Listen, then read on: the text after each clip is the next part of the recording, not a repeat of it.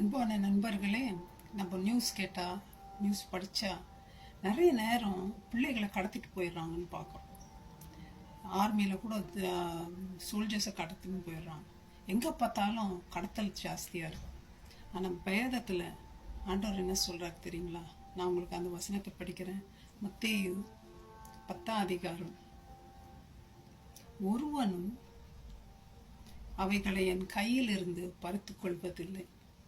ஏன்னா நம்ம காட்டில் கூட பார்த்தா அந்த ஓநாய் வந்து ஆட்டை அப்படியே எடுத்துன்னு போயிடுது. ஆடுக்கு பலம் இல்லை, ஓநாய்க்கு பலம் ஜாஸ்தியாக இருக்குது. அப்போ ஒருவனும் என் கையிலிருந்து பிடுங்க முடியாதுன்னா அப்போ ஆண்டவர் எவ்வளோ பலம் உள்ளவர்.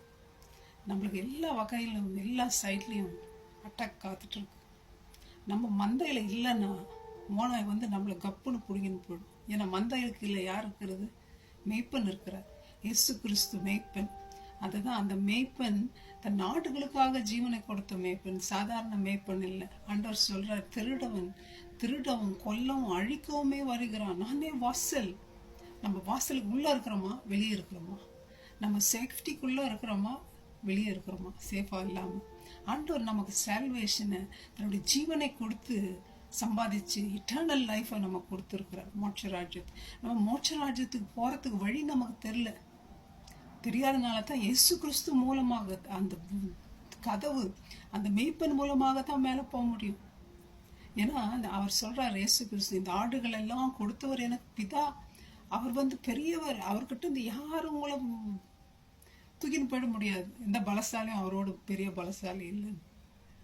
ஃப்ரெண்ட்ஸ், எந்த விதமான பிரச்சனையாவது நீங்கள் இருக்கலாம், ஆண்டவர் சொல்றாரு, இன்னைக்கு உங்களை யாரும் தொட முடியாது. சந்தோஷப்படுங்க, களி கூறுங்க. கொஞ்ச நாள் வேதனை கஷ்டம் இருந்தால் இருக்கட்டும், ஆனால் ஆண்டவர் உங்களோடு இருக்கிறார். ஃப்ரெண்ட்ஸ், மரணமானாலும் ஜீவனானாலும் தெய்வ தூதர்களானாலும் அதிகாரங்களானாலும் வல்லமைகளானாலும் நிகழ்காரியங்களானாலும் வருங்காரியங்களானாலும் உயர்வானாலும் தாழ்வானாலும் வேற எந்த சிருஷ்டியாலும் நம்முடைய கர்த்தராகிய இயேசு கிறிஸ்துவின் அன்பை விட்டு நம்மை பிரிக்க மாட்டாது.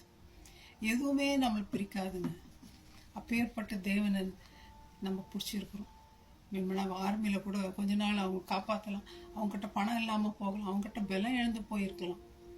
ஆனால் இயேசு கிறிஸ்து சொல்றார், நானே வாசல், நான் தான் வழிப்பா மோட்சத்துக்கு. நமக்கு சாவு இல்லாமல் இருக்கபடி நித்திய ஜீவனில் போய் சந்தோஷமா இருக்க, அவரை போல அவரோடு இருக்க அவர் சகாயம் பண்ணியிருக்கார். அந்த ரட்சிப்பை நமக்கு இலவசமாக கொடுத்துருக்கார்.